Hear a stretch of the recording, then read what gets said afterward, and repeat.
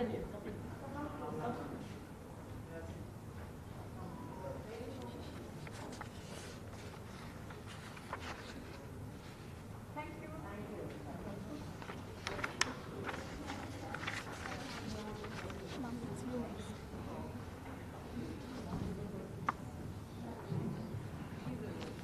am now pleased to invite Dr. Lakshmi Kannan ma'am on the podium. Dr. Lakshmi Kannan, also known by her Tamil pen name Kaveri, is a bilingual writer. Her 25 books include poems, novels, short stories in both English and Tamil, and translations. She has been a resident writer for various writing programs in the US, UK, and India. She taught English in several Delhi University colleges and IIT Delhi for various years before she joined an MNC as a senior writer and language coordinator. She is currently the Vice President of the Poetry Society of India. She has published several collections of short stories in Tamil. She is also the recipient of the Ilakkiya Chintanai Award for her story Savyasachi Charukkam. We welcome you, ma'am.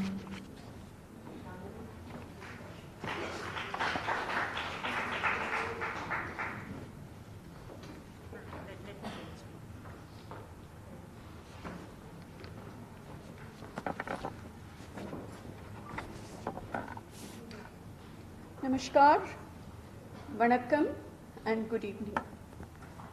Madam Renukol Verma, Managing Editor, Vitasta Publishing, Thiru A. Raja Avargal, Madam Supriya Sule, Dr. A.J. Thomas, Professor H.S. Shivaprakash, Thiru Tiruchi Shiva Avargal. Dr. Sonal Mansingh is not here. She could not come. And the star of the evening, Dr. Sumati Tamirachi Thangapati. Is this better? Congratulations, Dr. Sumati, on the publication of The Throb of Silence, translated in English by the late K.S. Subramanian. Congratulations to Mrs. Renukol Verma for yet another translation. I really loved the way you lost no time in publishing By the Sea, a landmark novel by Vannan 11, Kadal Puratti. So it was wonderful. Although I have a lot to say about Sumati's poems, I will restrict myself to 4 aspects for the constraint of time. The translation in English, her style, her sense of belonging, and the figure of Vanapechi. Although I was equally struck by the narrative in her poems on political themes, such as Chenchodai and Al-Janabi's Sixth Finger. They were terribly disturbing poems. But before I go on, I must mention that her poem, My Poetry, Yen Kavidai, reads very well in English and Tamil, and it's like a manifesto of what she wishes to do with her poetry. For those of us, such as Dr. Shivaprakash, Dr. Thomas and me plead guilty from the English faculty, this would ring a bell. That we are in an innovative phase. It's about how we strut around the academics, dropping very fashionably academic terms like deconstructionist, postmodernist, and all that. But what Sumati wants her poetry to do is to lose her way, lose its way, and be like as natural as a nude child, innocent. So that, I think, is a wonderful manifesto. Nalla velai vazhithavari poi vittadu in kavidai udaigalatra kuzhandai maiyan. This, I think, will be an unforgettable poem by Sumati. I'll take up translations first. I think we've all woken up in a big way for the importance of translations. And we are doing it in English, which is a very good thing, because to nurse a hostility to English is a very false binary. There is no such thing. English is an Indian language, just another Indian language. And it is proved to be a very strong link language. So you see, readers in English live in a multilingual environment. We must not forget that each one of them comes from a distinct cultural background with a vernacular of its own. So that is why, translations in English are also equally important. The second reality that has surfaced is, I think we are translating also for the younger generation. The younger generation which is into hard-nosed professions, which doesn't read Tamil or Hindi or Kannada as much as it should, but it reads English. And this generation, if you translate an ethnic work in English, it sort of evokes for them the milieu that they grew up in. So they also take an interest. So translations go a long way in being a linked language. I'm so happy to see this book in English translation. Sumati's sense of belonging to her village will resonate with most of us. I'll share with you an interesting experience. There is Dr. Adithanar, poet, educationist, and an ekphrastic poet. She's into art and poetry, and she's based in Washington. So she wanted to do an anthology of Indian poetry on cities, towns, and something. All the poets who contributed looked back to where they came from, the villages or the dusty towns or the small towns or metros. So there is this something in us, like we relocate, and this resonated with all the diaspora Indians too, because she is based in Washington. This resonated with them because all the poets showed that they were searching for that something in their childhood, where they grew up, and the village or the small town or the town that they grew up in gave it to them. So finally, she decided to give the title as Soul Space. Her book is now called The Soul Spaces. Very much like that, Sumati's poems, Inside, Outside, Neem Flower in Summer, even a small thing like a jackfruit in the poem A Sharing. You see, in the south of India, jackfruit can never be eaten alone.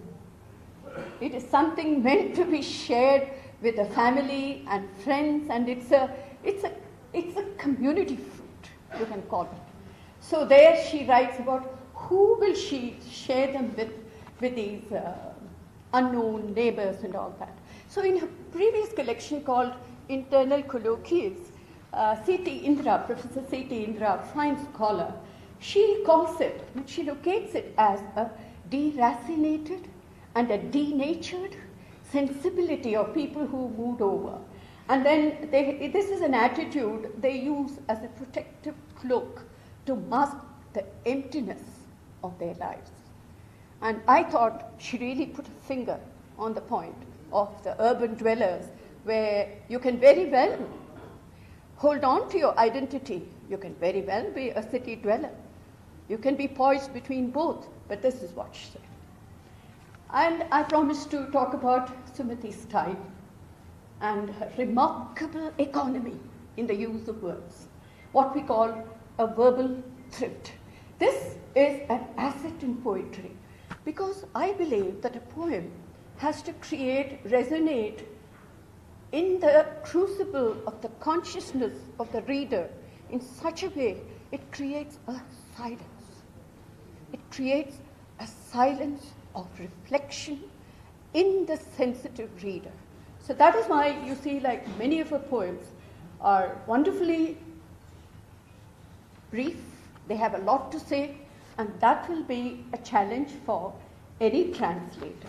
So let me read this one poem. Do you have some time to speak? So, Rain-Laden Life. When you translate, you see what happens is, Rain-Laden Life is 13 lines in English translation, 7 lines in Tamil, 7 lines in Tamil. And I'm tempted to read the Tamil for all of you here, because it's a luxury for me to speak at all in Tamil in Delhi. So there you will see how she creates a resonant silence. நேசித்தவர்களை பிரிந்து செல்லும் முடிவை மழை காலத்தில் எடுக்க முடிவதில்லை. கதவை சாத்திய பின்பும் கேவும் மழையில் தொலைதூரம் கடந்து வரும் உன் குரல் அருமை real. Are they the same way, like alone is the translation that is just 5 lines about a theatre scene, the play is over, makeup is not wanted anymore, okay? And she calls it Thanthi. When somebody is alone. இருண்டிருக்கும் அரங்கமொன்றில் ஒத்திகை முடிந்து அமர்ந்திருக்கிறது தனிமை. ஒப்பனையின் பூச்சிற்ற அதன் அகோரம் அதி அழகு. That is so that it's so impactful.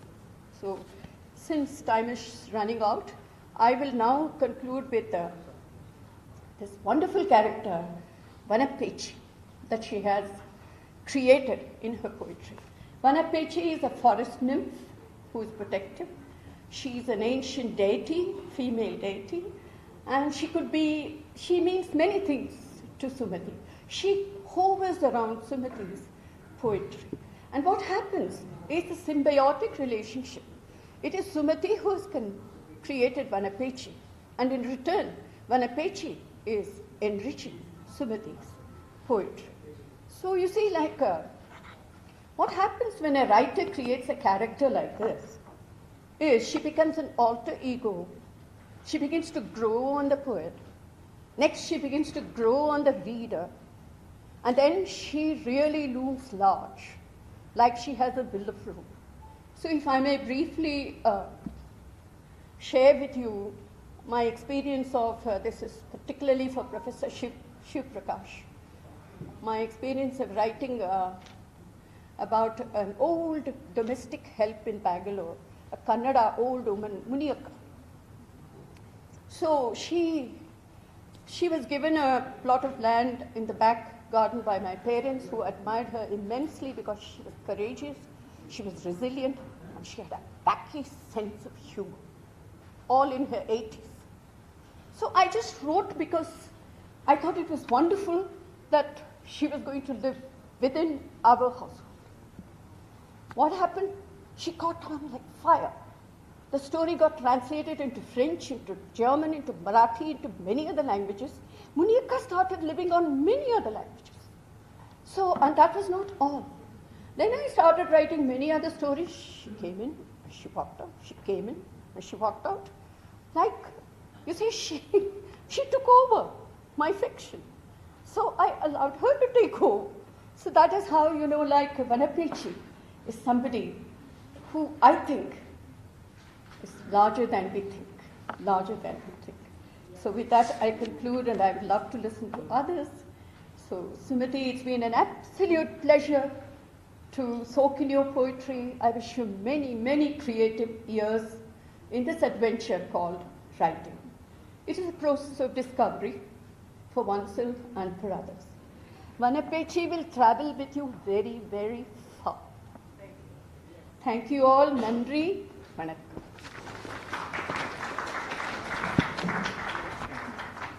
Thank you so much. It means a lot. I love it. Bye-bye.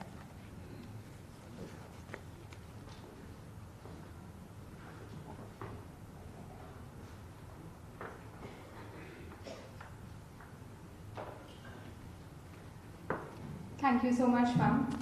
I am now pleased to request Madam Supriya Sule for the felicitation speech. Ms. Sule is an honourable member of Parliament representing the Baramati constituency in Lok Sabha. She has held this position since 2009 and has diligently worked towards the empowerment of women, gender equality and sustainable development. In 2011, she launched a statewide campaign against female feticide in Maharashtra, which has inspired many from the country.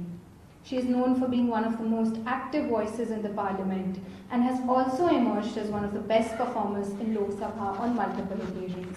We welcome you, ma'am.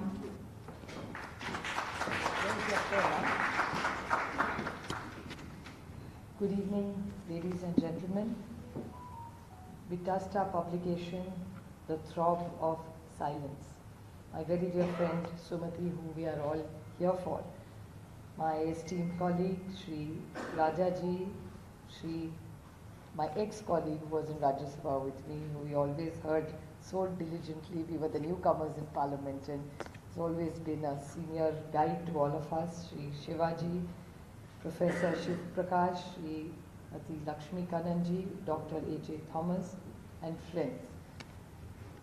What should I say? And I really am wondering where to start, because Sumati is one of the most charming member of Parliament, most popular, most soft, but she can be very firm. So there is this lovely side to her, and I think that's what poetry is about. And I think that's what I'd like to talk. Lakshmiji, what you said is poetry is not about rapid reading. It keeps unfolding. I mean, Lakshmiji in her speech said that the poetry is very short. It's very short and it's very crisp, but what 1,000 words sometimes don't say is what your one poetry will say in 6 lines. And I had a very interesting meeting about a month ago with Gulzar Saab, who most people in Delhi would know. And Gulzar Saab, I was asking him a question that, you write like chalk and cheese. Sometimes there are these beautiful Hindi songs which are so deep and meaningful. It's like, Tumse naraz nahi zindagi hairan hu main, and then there's Bidi jalai le. I mean, how does this work? And he says, this is what you have to understand as a poet, because you think Bidi jalai le is a young song. Please hear it carefully. So actually, when you hear both the songs, you must go and hear them again, because they're deep and meaningful. So when I was reading Sumati's book, I read it over and over and over again, very patiently. It's not about covering the number of pages. It's deeply understanding the poetry and the words. And actually from the culture that I come from, I mean, I appreciate Lakshmiji talking about regional languages. And actually you never really, translation always misses out something in the soul. But I think I congratulate Sri Subramaniam for trying his best, because we really enjoyed reading it. But I would like to quote, there would be some Maharashtrian people here who understand Marathi, and I will of course translate it. From the culture we come from, we go by Santa Tukaram, who was one of the largest, I mean, he's one of the tallest teachers in India, and he's like a sant, so we worship him. And what he had written about words is, I'll just quickly read it and I'll explain it. Ama ghari dhana shabdanchi ratna means in our home, the ratna means diamonds and jewelry is word. This all applies to Sumati. So I'm actually dedicating this to her. It says, Shabdanchi Shastra Yatna Karu means these are words which are diamonds, but they can even be armory. They can be harsh also. Shabdanchi Amchi Jivachi Jiv means the words are life for us. Shabda Vatu Dhana Janaloka means that dhana means words can be diamonds, they can be shastra, they can be emotions, and they can be all that you have. And Tuka Mane means Tukaram Mane, Paha Shabdancha ha Dev, God is in words. Shabda Gaurav Puja Karu means words are something that you must pray to and reminisce. So I think that's exactly what a poet does. And I think you're so blessed, Sumati, that you can express yourself, because words and knowledge is something. Sometimes somebody can hurt you, but those words echo. So words is something we must use very, very carefully, because you don't know what impact it has on people's lives. So word can be exceptionally powerful, and so can silence. And this book is very interesting because it says the throb of silence. So there is silence on one side which is so powerful, and the other side there are beautiful words in it which can be powerful. So only a poet can bring this contrast together of silence and words. So it was so interesting reading what she has written, and I can understand that there's a deeper meaning to it which doesn't come through rapid reading. So, and I really feel that you're so blessed, and this entire Santa Tukaram's book, absolutely loyal, because words is something, knowledge is something that once you get it, nobody can take it away from you.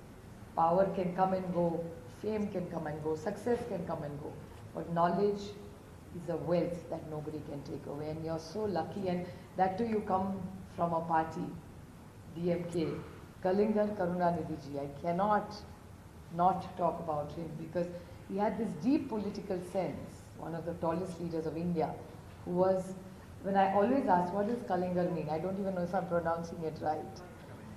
It is the one who is well versed in all forms of art.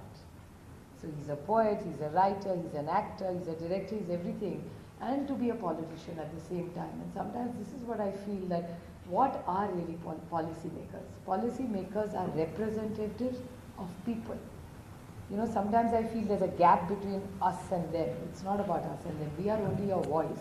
And that too, if Karuna Didiji could have been an artist, how wonderful that whole experience. That's why I think the Tamil legacy, which has even led India, and I mean the times that he was one of the best administrators and an artist, both. It's a great combination, and we see that same spark in so many poets in DMK. There is something, like they say, that soil of Tamil Nadu is clearly special.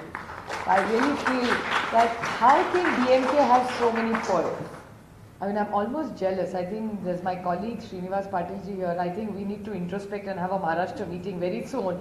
That too much talent, we are competing and we are falling back, or what? We have to introspect. How can there be so much poetry in Tamil Nadu, and that too in DMK especially? Because I don't know how many of you all know, Mr. Raja is a great debater. You can't win against him ever, so I don't debate with him. I'm always on his side. It's nice to be on Rajaji's side. I don't want to fight with him because I know I'll lose the battle with him.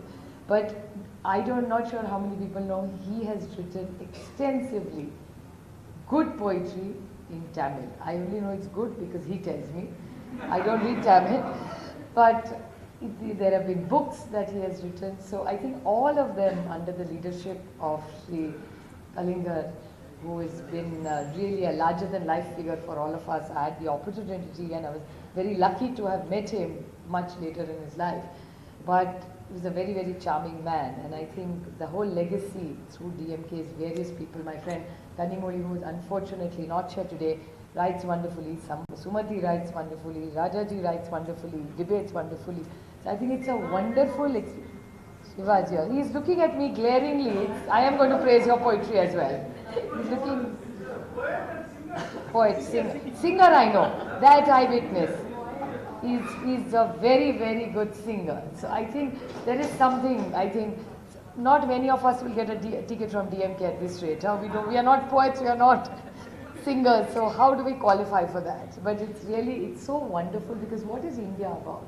India is about diversity, the beauty of languages, the beauty, I think Miss Lakshmi was talking about the next generation not reading more, and I think that rather than here, I need to turn here, because I think most of you speak, you all speak English absolutely better than the British sometimes, I feel.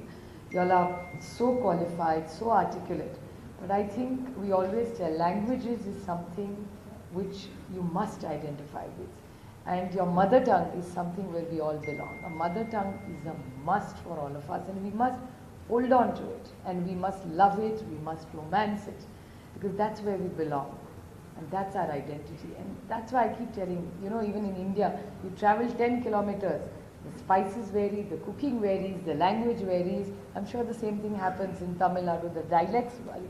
So I don't think there's any country in the world as rich as ours. So I think every poetry, every literature is valued, and I'm glad it's all getting translated from Tamil into Marathi, Marathi into Tamil. We watch so much, and thanks to Google, we lose it in translation sometimes, but sometimes we read a lot of Tamil things. There'll be a lot of theatre which is exchanged. So I think it's really, the Tamil and the Maharashtra relationship is very, very deep. And my most talented friend, who I have seen, the Sansat Tukaram's, this entire poetry, absolutely, because I've seen her being so strong. I still remember when she spoke on the India-Ukraine debate, and she was sharp. I looked at Jai Shankarji and said, it's not your day today, the lady's in a different mood today. And she talked about the pain of the war, which nobody really had touched in the debates, because what do wars do? Nobody wins a war, everybody loses a war. And it only leaves orphan children and widows. And that's the point which Sumati so beautifully put. We were all so touched. We were almost in tears with her beautiful speech. So I'm really proud and happy to be here for my friend, I hope you do keep writing and keep translating. And there's one quick poetry, if there is time, I'd like to quickly read, which really I felt so strongly is about a shell. How beautifully she has written. She says, "Oh love, between you and me, there is only the sea. One salty teardrop of yours settles on the shore as a sliver of foam. The moon above in your Amma's frozen breast milk, the sea waves your father's good night kisses, and darting crabs your friendly playmates. A lone shell reminds the graffiti of prints on your dainty palm. I secure it with care. On the final day of judgment, standing in the long queue, changing my legs to fight fatigue and balancing the mismatch of pangs of guilt." I think it's one of the most beautiful ones that she has written here. We're really, really proud of you. The Throb of Silence, I would advise each one of you to get a copy, grab it before it's sold out, and make sure you autograph it and get it blessed from her. And this is really so interesting, silence and poetry. I think it's a very, very deep meaning from this most talented, and I'd really actually like to thank Thiru Stalin for sending us today, because had she not got elected and come here, we would have, as the entire fraternity of MPs, missed out on meeting a wonderfully charming human being, a beautiful soul, and a wonderful friend. Thank you very much.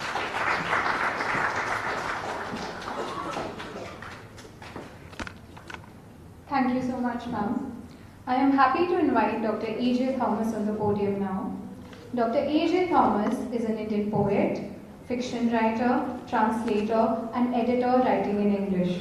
He is best known as the editor of Indian Literature, the bi-monthly English journal of Sahitya Akademi. He has won the Katha Award for his translation of Paul Zakaria's story Salam America, the AKMG Prize, and the prestigious Vodafone Crossword Award for translating the novel Kesavante Vilapangal. He is a senior fellow of the Ministry of Culture, Government of India, and a permanent member of the panel of literary translators, Sahitya Akademi. We welcome you, sir. Thank you.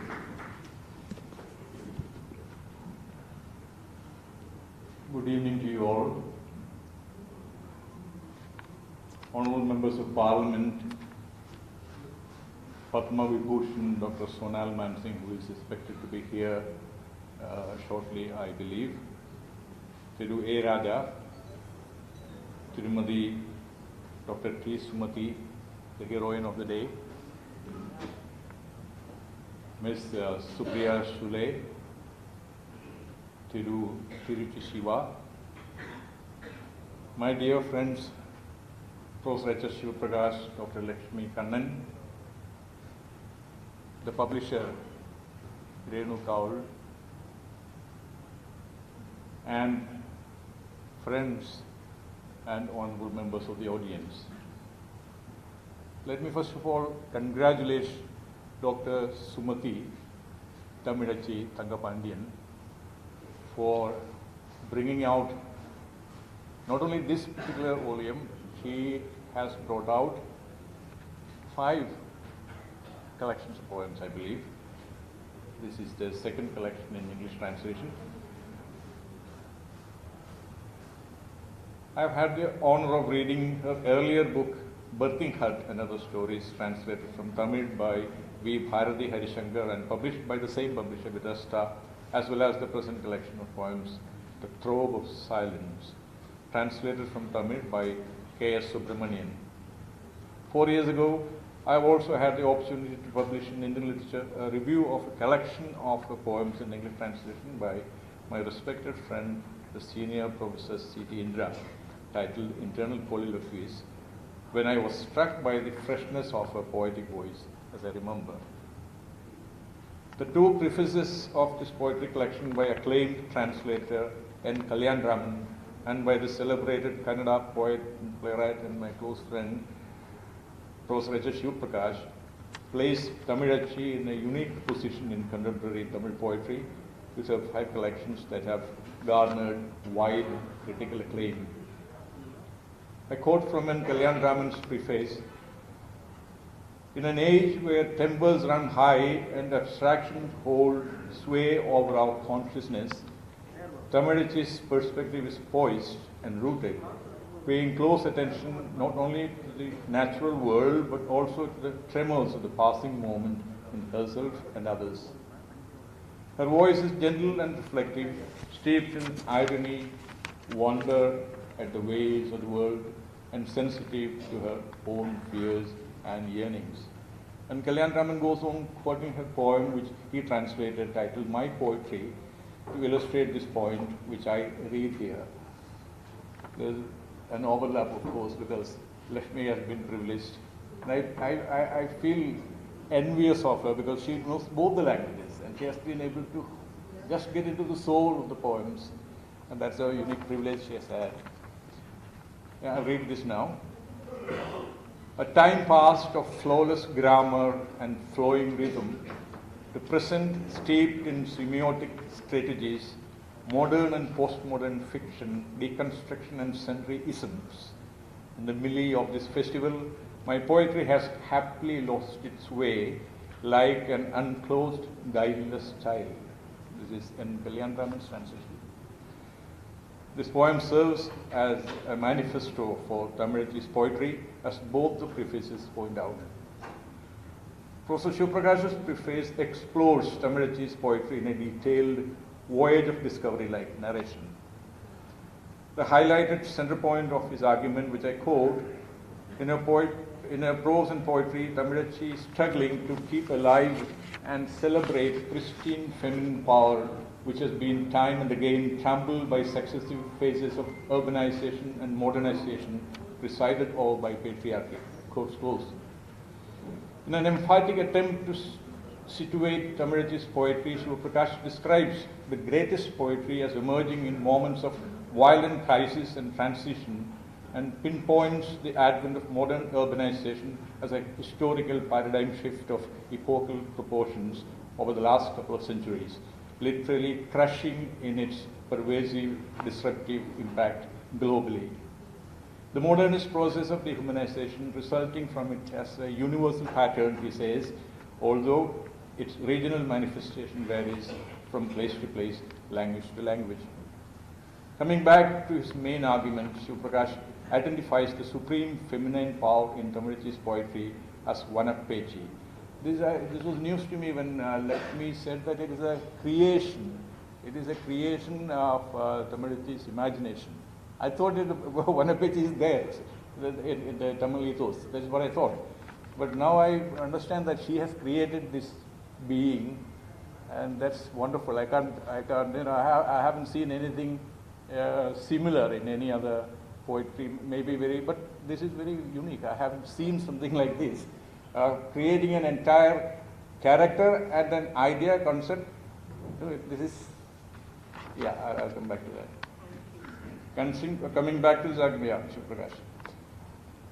In the millennia-old women's poets tradition in Tamil, embodied in the poetry of Avayar of the Sangam age, the 5th century AD Karaikalammayar, the only woman Nayanar, or Andal, the only female Alvar of the 7th century AD, we see the emergence of mainstream spirituality that developed over time under the influence of various Aryanized deities.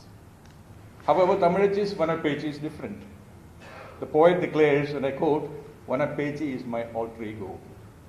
She is an indigenous village deity whose name literally means a mad, fierce woman who resides in the forest. A woman without any shackles, representing the rugged and raw sensibility of a southern regional rural woman. She never wants any shelter above her head. She is an epitome of free spirit. She dwells in the forest and resonates the matriarchal supremacy of womanhood. She is people's guardian deity, synonymous with Kaval Kapathu in Tamil. Through her, I express the untold stories of my women folk, the taboos they want to undo, demystifying those cultural burdens which they are forced to carry on for centuries. She is the voice of my soul, my partner in crime, my chum, my backup as a pillar of strength. She is me, exclaims Tamilachi, according to Shiv Prakash's translation. This section is Shiv Prakash's own translation. As Shiv Prakash observes, Tamilachi's poems address the present through this primeval spirit, through her kind of world, though her kind of world is in definite decline. However, she enters and interacts with the modern world because she is throbbing in the poet's being. Vanapechi pervades many more of her poems. Tamilachi's view of the harmony found in nature as part of her own internal ecosystem, as well as the society's collective heritage, ensures that she does not alienate herself for gaining perspective like the modernists do, and unapologetically remain one with it. This results in her passionately being with the present, with the quotidian. Several of her poems are topographical to the point of reminding one of the ancient Tamil poetics centered around the concept of the 5 tenais or terrains, forming the theme or locale of her poems. In some of these poems, the conflict between the collective memory of the village community down the centuries and the modernity thrust upon it by abrupt and fast urbanization happening under one's own very glance is dramatized through juxtaposition. In the poem Passing On, the poet describes the act of transferring different aspects or elements of oneself at a point of transition or transformation, and opens with the pithy lines. I quote, "It takes real hard work not to leave behind anything worth remembering," quotes close, indicative of moving from one station to another or making a clean break, transferring. However, the poem ends with the cryptic lines. I quote, "While passing on even one word from ancestors, how can we help passing on to successors something worth treasuring?" Quotes close. Herein lies the crux of the cultural continuum Tamilachi proposes to pass on to posterity from millennia-old cultural ethos she has inherited. This preoccupation of cultural anxiety is what defines a very different kind of poet in our times of instant happenings. The poem titled Inside Outside, which is autobiographical and is about her native village and about her dear departed father, evokes the oneness with nature she has achieved, melding her memories, the moods of nature, and the topography around. Neem flower in slumber is of a similar mood and setting. The Sixth Sense is an intense poem replete with abrupt and rough-edged images working towards the resolution of an emotional engagement on the face of it. Emotional conflict and confrontation eliciting lines such as, I quote, "Your love escapes with struggle, a charred stench my nose smells, as the stench of undigested breast milk," close close. This reaches a denouement, ending the poem with these lines, I quote, "When narrating with dismay like a beggar woman ruthlessly driven away, what else do I have except my black-hued tears and the love lingering like the Sixth Sense?" Quotes close. It is another poem which is a sibling to this one titled Confrontation, which opens with these telltale lines.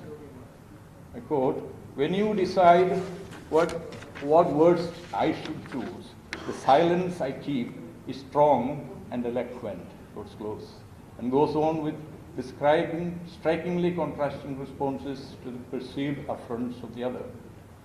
The poem, To That Vulture, deals with the unrelenting attack of time on all things transient, and ends with the lines, I quote, "As it approaches you menacingly, do reward it suitably, with no misplaced solicitude, and a smile that shrouds the pain, and a pebble kissed into shape by ageless swirl of water," quotes close.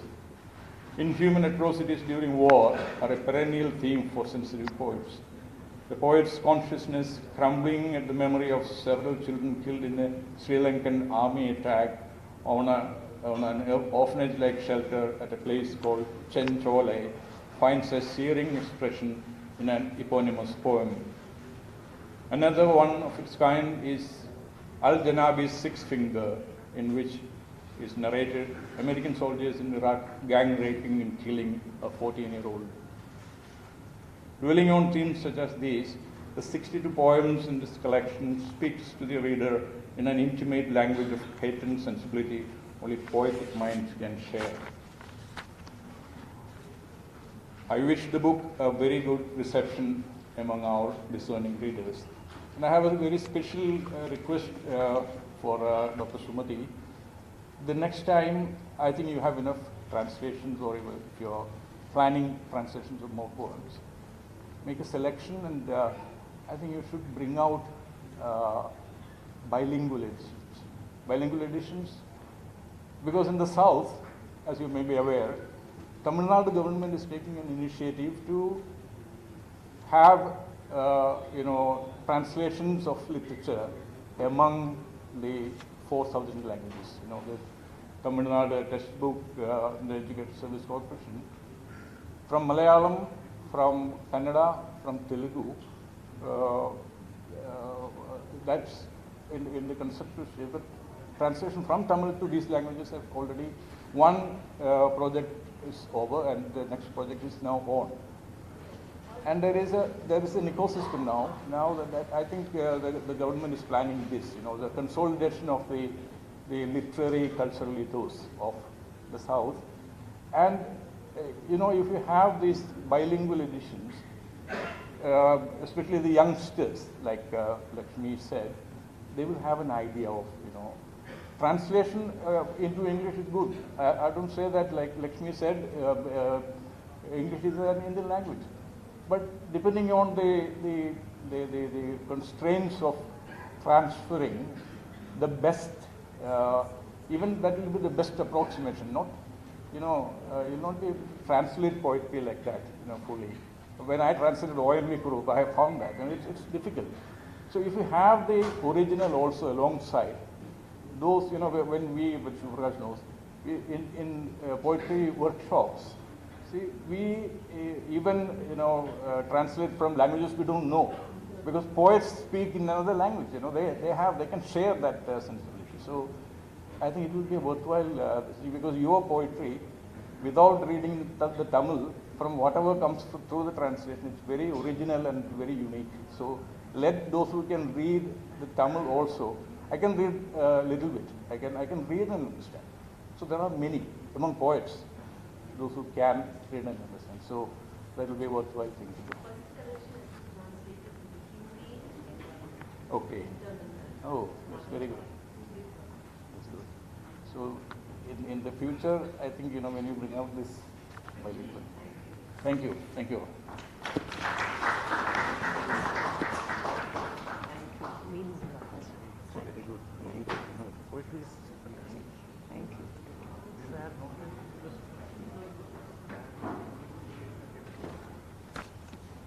Thank you so much, sir. I am pleased to invite Professor H.S. Shivaprakash now. He is a former professor of theatre and performance studies at JNU, New Delhi. He has authored 9 poetry collections, 15 plays, and 3 critical works in Kannada, which have been widely discussed, performed, and translated into several Indian languages. He has written 3 Kannada plays based on one of the greatest Tamil epics, Silapathikara. He is a recipient of several prestigious awards, including the Rajyotsava Award from Karnataka State in 2006, Sangeet Natak Academy Award from the National Theatre Academy in 1997, and the Sahitya Academy Award in 2012, amongst others. We welcome you, sir.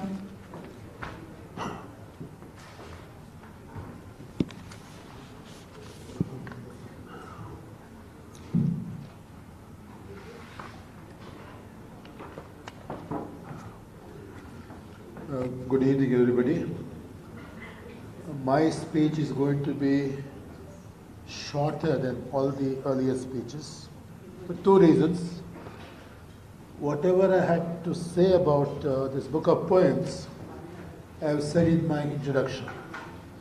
It was not an easy job to write this introduction because her poetry is so unique.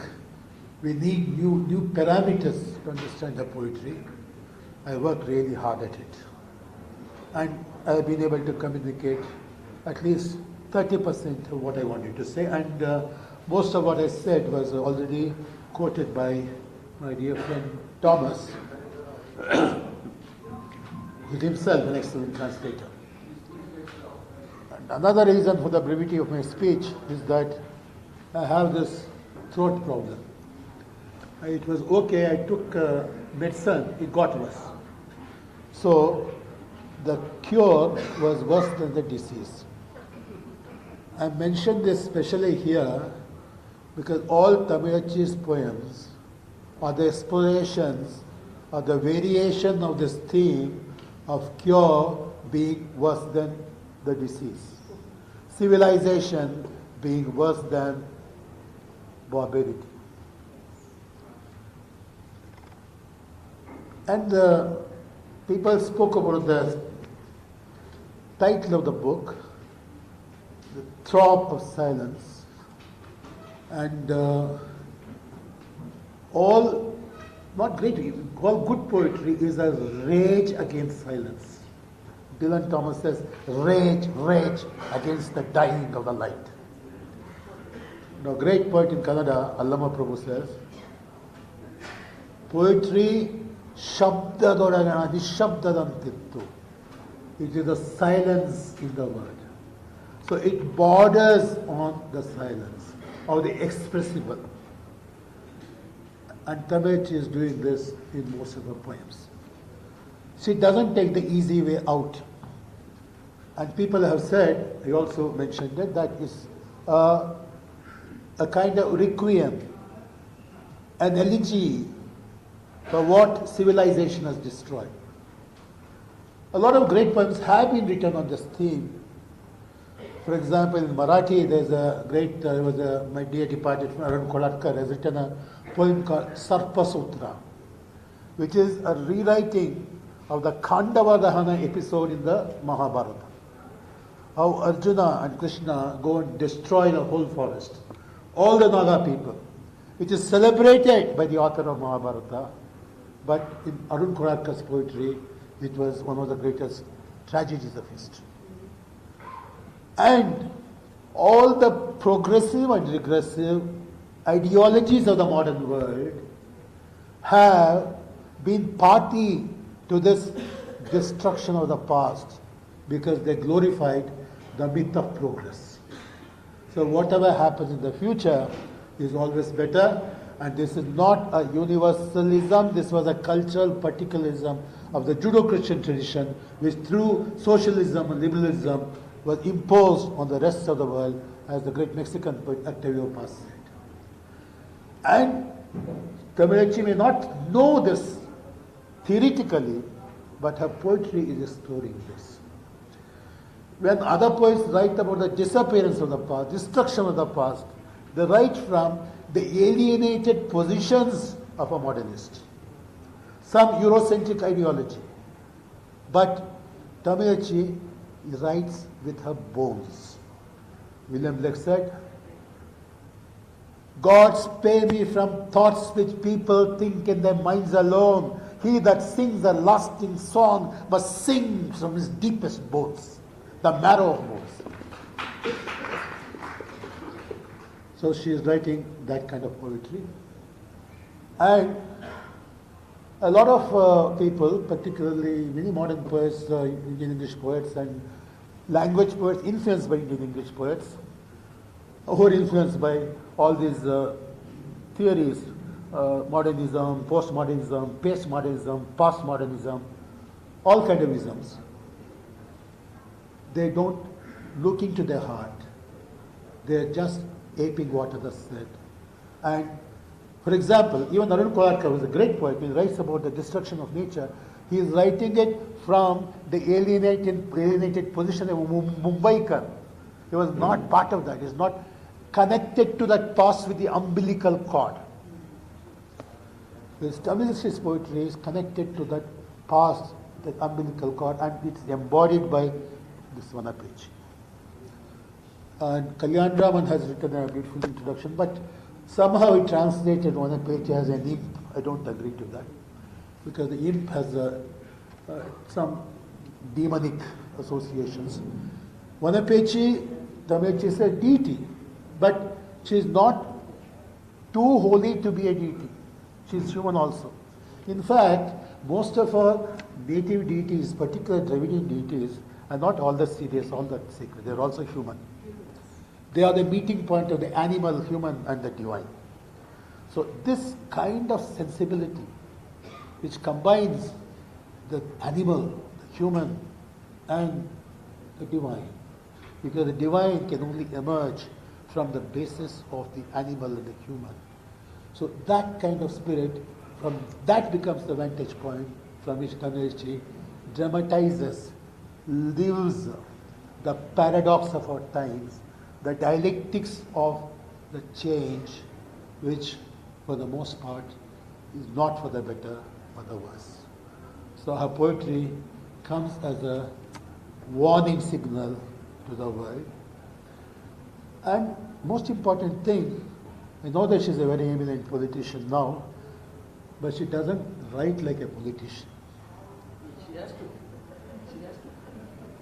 She's a good politician. She doesn't write like a politician because once when I was share the dais with my dear departed friend Oscar Fernandez, he said, "You poets, you have so much power. You give us your power for 1 month. We'll give you our power." I said, "Oscar ji, I am giving you all my power. You give me your power for 1 day." Because poets have dreams, but no power to translate them into action. Politicians have power, but very few have the dreams. Tanurji is somebody who has dream and the power to translate that into reality, which is a very rare combination. I don't envy her because I look upon her as my sister, so her achievement is my own achievement. So I congratulate her on this very rare achievement. Yes, her poetry is to be translated. And I should also say one very good thing about the publisher. For most publishers, printing is the technology. But there are very few publishers who pursue publication as a creative art. At a time when books are becoming redundant because of digitalization of culture, I also thought so, but you have disproved my belief by showing that the book is important, provided the book produced is also an artwork. So congratulations, and I congratulate the author, the publisher, and thank you all for giving patient listening. Thank you.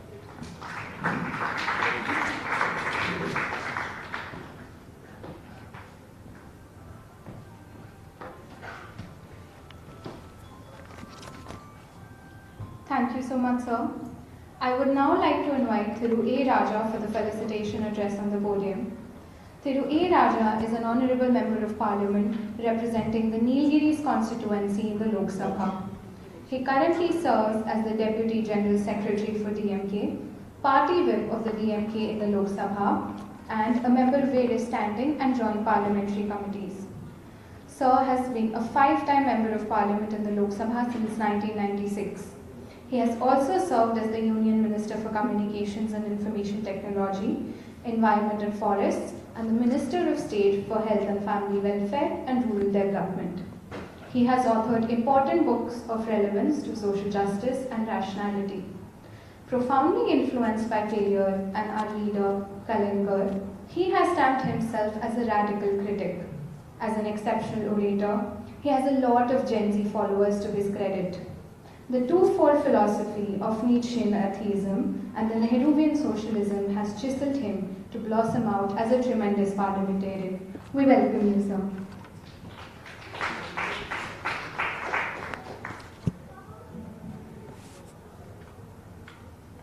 My beloved and respected elder brother, Tiruchi Siva, Shivaprakash, A.J. Thomas, Lakshmi Kannan, my colleague Supriya Sule, and other dignitaries on the dais, honorable members of parliament, and friends from media, ladies and gentlemen.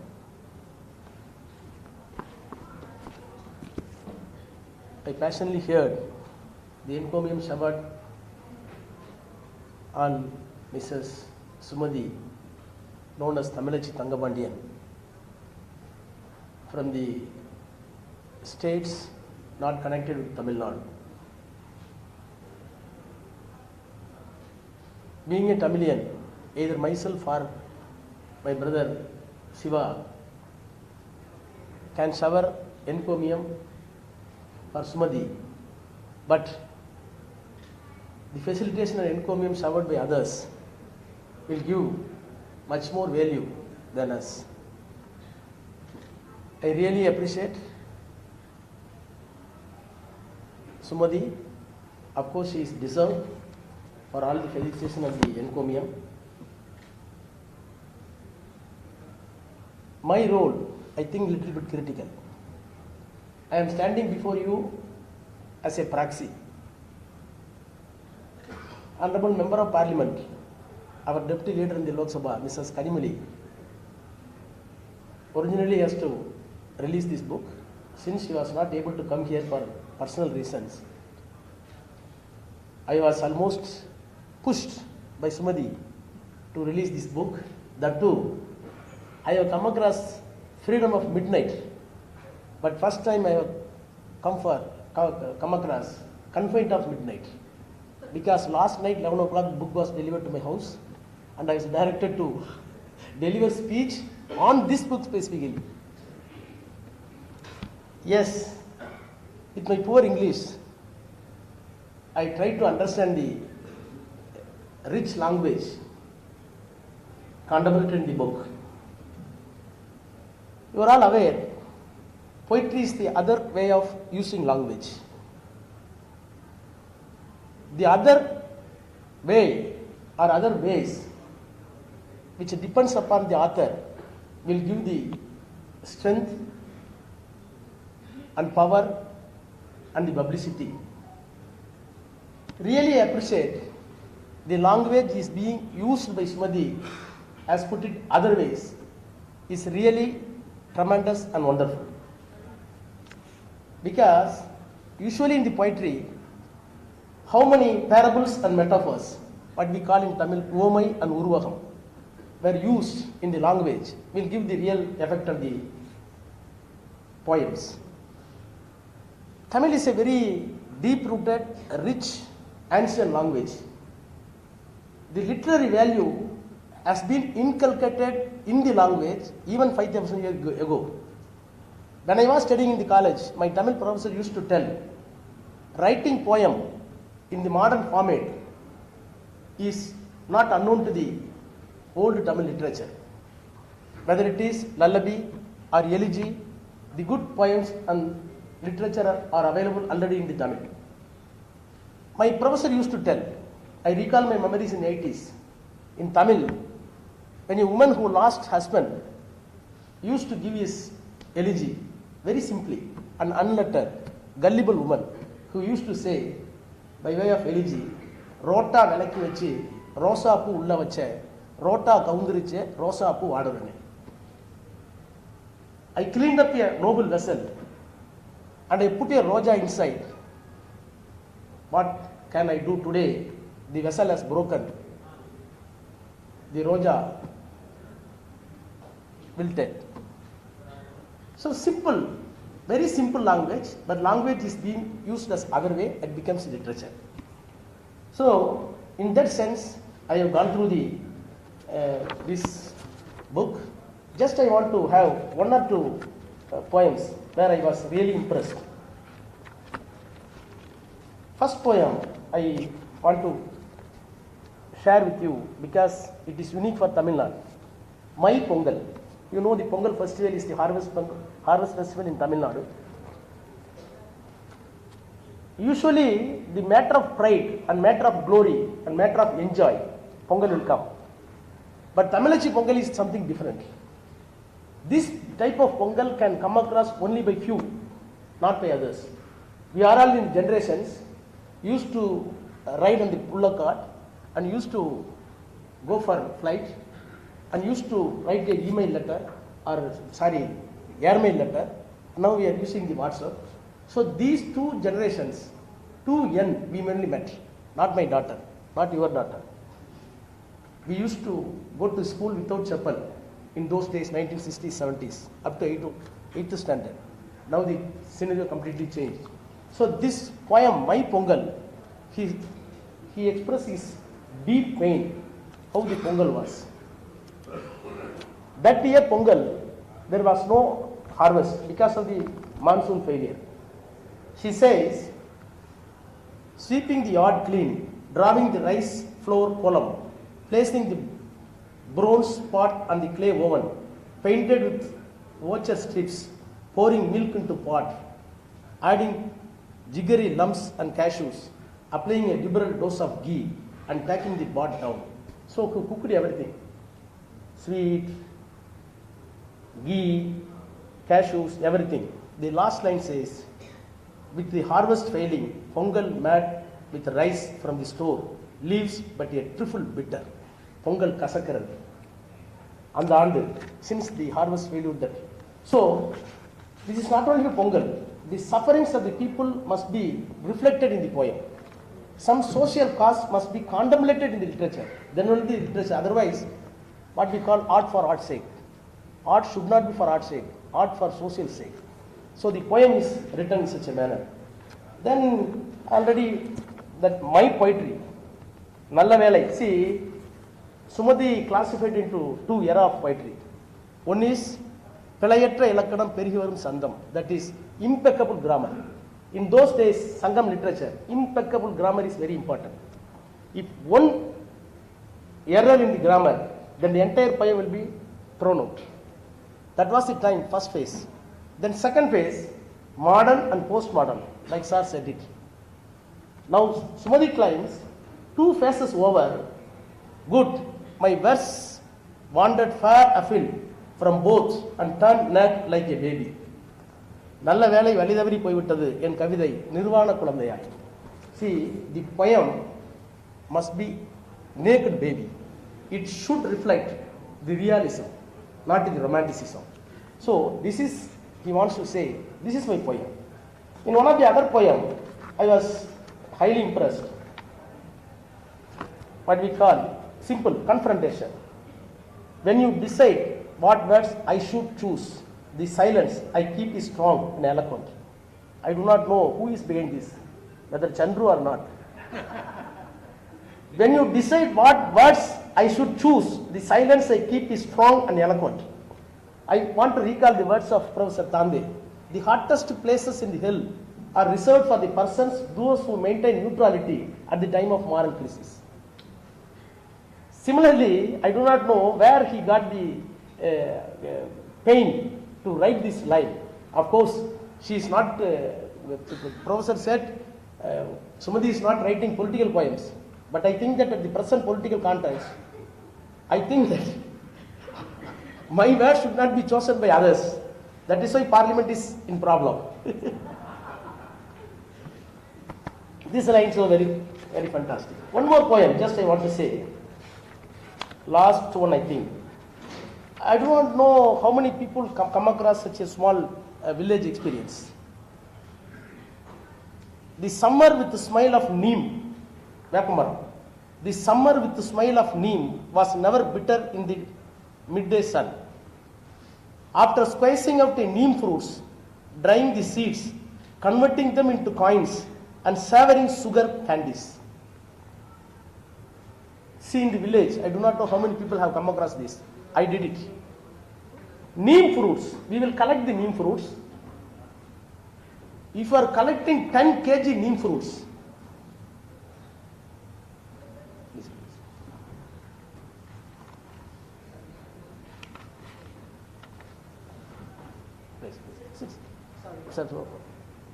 see, in the village, we, in the middle class, in the agriculture family, we used to collect neem fruits.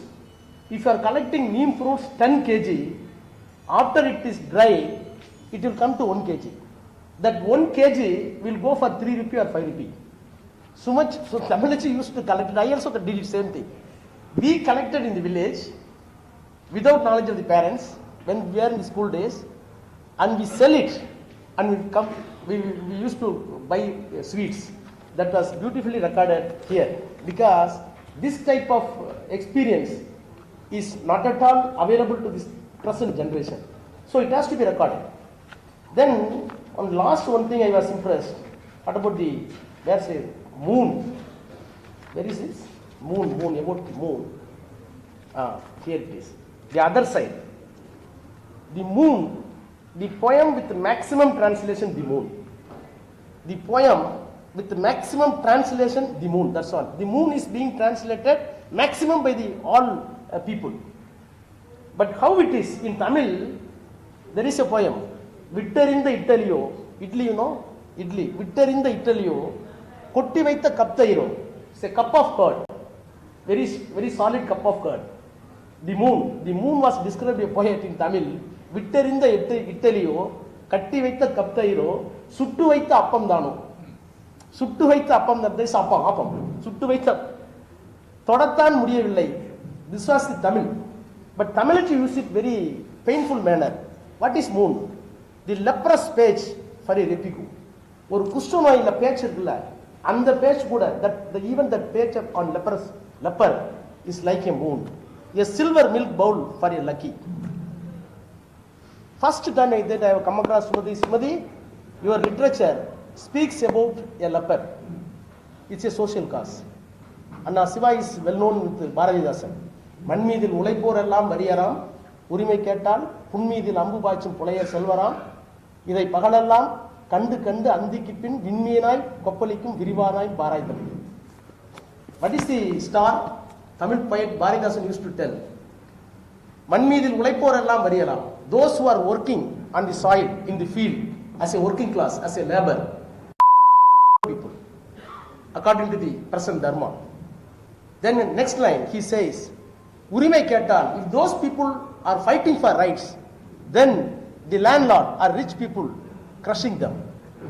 By seeing this from the sky wanted to have the throw-up of silence. According to Bharatidasan, working class one side, working class is being crushed by other side. This is seen by sky. Then the drop of silence started. The sky, after the drop, stars came out as burns. This is Bharatidasan. So here she says the leprous patch of refugee. So my request is, this book shows we follow the Dravidian school of thoughts. Dr. C.N. Anna, Durai and Alais, our mentor Anna, used to tell, whatever be the literature, whatever the speech going to be delivered, my brother, his brother, Thambis, my brothers must show width of learning, breadth of wisdom, and length of vision. I think that these three pillars, three elements, three ingredients are successfully filled by Tamilichi. Thank you.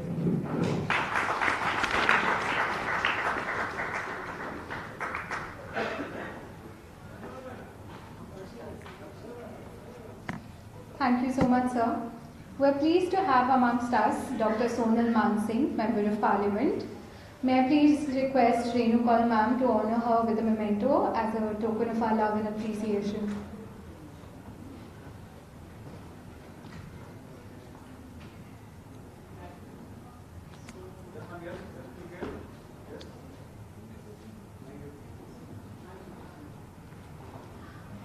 Before I invite our next dignitary on the podium, there is a happy news that we would like to share with you all.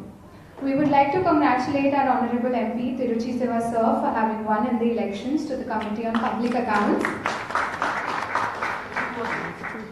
So now man reads a poem and the line and speaks. Don't call him to speak. Just announce it. A very important parliamentary committee, and sir has secured the highest number of votes as compared to all other political parties. pleased to invite Dr. Sonal Mansingh on the podium now. Dr. Sonal Mansingh is an Indian classical dancer and a guru of Bharatanatyam and Odissi dancing styles. She was nominated by the President of India to become a Member of Parliament of the Rajya Sabha in 2018. She is the youngest recipient of the Padma Bhushan in 1992 and Padma Vibhushan in 2003. She has also won the Sangeet Natak Academy Award in 1987 and the Kalidas Samman by Madhya Pradesh government in 2006. In 2018, she was honoured with Sangeet Natak Academy Fellowship, also known as Akademi Ratna, for her contribution in the field of performing arts. She founded the Center for Indian Classical Dancers in New Delhi in 1977. We are very pleased to have ma'am with us for reading out a few select poems written by Dr. T. Sumathi. I request ma'am to please come on the podium.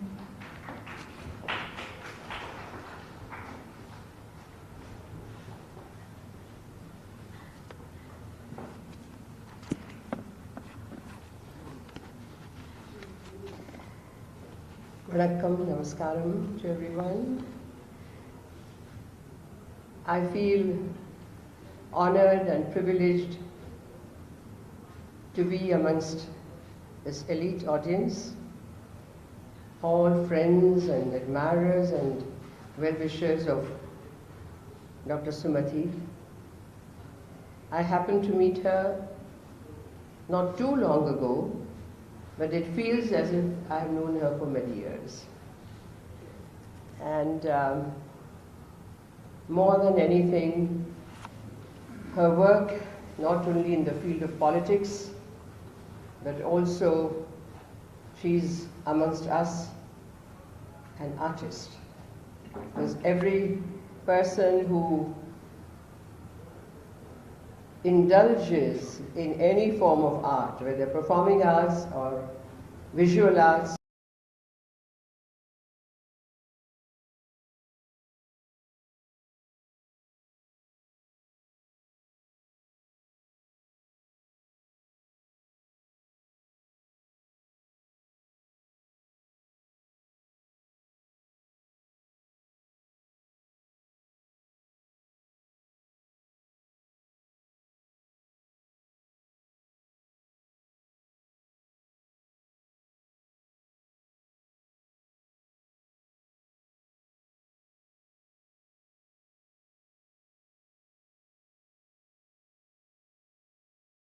one of the group of people who love arts. Sumathi's poems are not too long, they're short, but I was quite surprised to read some of them. I've gone through them, and the three that she has selected for me to recite, to read. The first one itself is such a strange experience. The title is Confrontation. And when you say confrontation, it immediately brings to mind sort of a kind of a struggle, a fight, adversary. Confrontation is not a very happy word. And when I read this poem at home, my God, it's something that took my breath away, really. Sumathi, what a thing. Confrontation. When you decide what words I should choose, when you decide what words I should choose, the silence I keep is strong and eloquent. This is the kind of confrontation she has in mind. When you walk with a disdain, like dismissing with a hand an old beggar, it would confront you with the assurance of a tree offering shade. The opposites are so beautifully assimilated. While you strut with the challenging bombast of a mountainous wrestler, it would greet you with the solicitude of a mother feeding the child with tremulous hands. Borrowing from a nomad a sheet for the cold night, it would face you with fortitude, with the ferocity of a lone elephant and the deftness of a butterfly evading your grasp. Such subtlety, such tenderness in the face of something, the heavy confrontation. I think only a Sthita Prajna can write about it. Sumati, I think you are a Sthita Prajna. The second poem she has chosen for me is untitled. Rightly so. It kind of, constricted my throat when I recited it to myself to see if I could read it. When the doctor said her womb was shaped like a question mark, it caused her no surprise. More agitated and surprised was he. So that very evening he published it in the newspapers as a wonder in creation. This has caused embarrassment and inconvenience, groused the husband, smoking his cigarette. The smoke rings are shaped like a question mark, she said. A shame for the entire generation. The birth and marital homes were left in enigmatic dismay. An expert medical team predicted complications in delivery, kept her under intensive watch all the 24 hours. A group of visiting foreign experts expressed an opinion that after the delivery, the question mark could well transform into an exclamation mark. Not humor.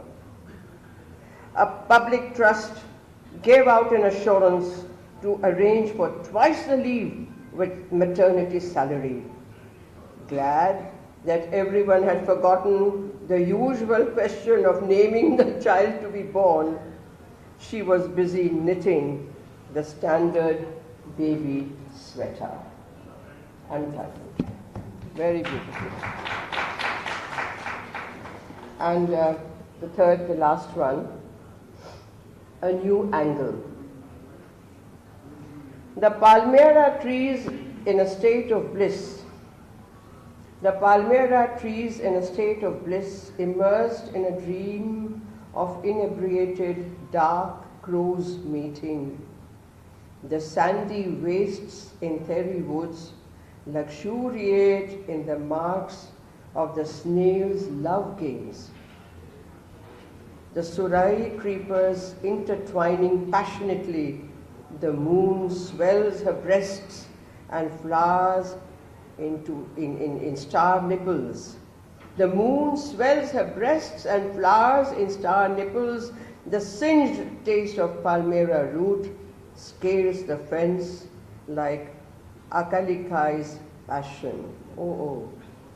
The dry dung cakes carrying the beehives of unshared kisses turn placid and drop off. Live cinders of the clay oven. Live cinders of the clay oven on the unloading of the rice pot. The tiny palmyra strands serving as residual fuel feed and bestows pulsations on the night. With palmyra grove bathed in aroma, Pechi, treading the sandy stretch, walks with unexpressed passion, like the kitchen discharge silently traversing the backyard. A palm swirls in a hand full of great, formidable grief. These woods exist not for the affluent, with wealth bursting at its seams, but for sickle Karupans. What you said, Raja sir, that her poems, they sound something different, they mean something different. And they always bring out the plight of the unheard, the plight of those who are not seen very often. I congratulate you, Sumati. Beautiful. Thank you very much for giving me this opportunity.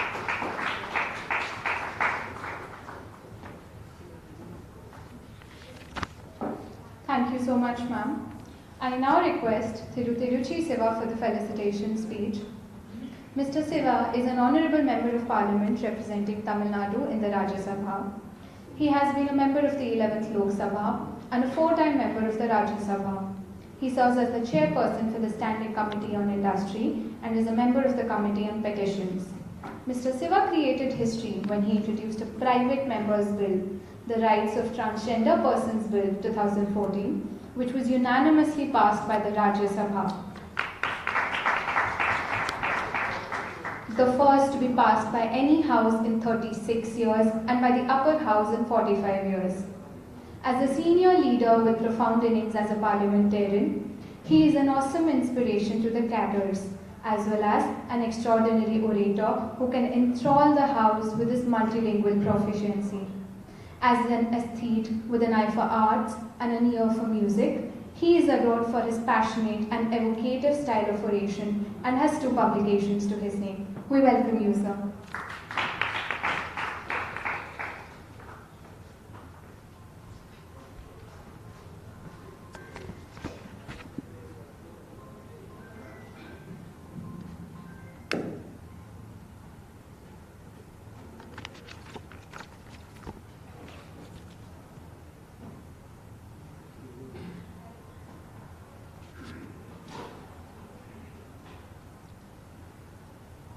Respected Ms. Renu Kaur, the publisher who welcomed all of us, Honorable Member of Parliament and former Union Minister, my beloved Thambi A. Raja, a renowned, outstanding symbol of Indian dance art, and a nominated member of the Parliament, Padma Vibhushan, Madam Sonal Mansingh, respected Dr. Lakshmi Kannan, respected Dr. A.J. Thomas, respected Professor Shiva Prakash, and our esteemed friend Supriya Sule, and the author, my dear sister Sumati. Dignified audience, those who have gathered here. It's a proud moment, of course. Not that only I am here amongst other well-informed speakers, but to witness an elite, aesthetic gathering lauding my beloved sister Sumati. Sumati, fondly called as Tamilichi. She is a very good, renowned poet in Tamil, and most of her works have been translated into English, Hindi and Bengali. And today is another launch, The Throb of Silence. At the outset, I would like to congratulate the publisher, Ms. Renu Kaur, for having brought this cute and attractive and tempting book which resembles my beloved sister. As everyone pointed out, she is the first time MP here, but she is known to all the 800 MPs in the Parliament. It's not possible for everyone. Experienced parliamentarians would accept that. It would take a very long time to get acquainted with all other members.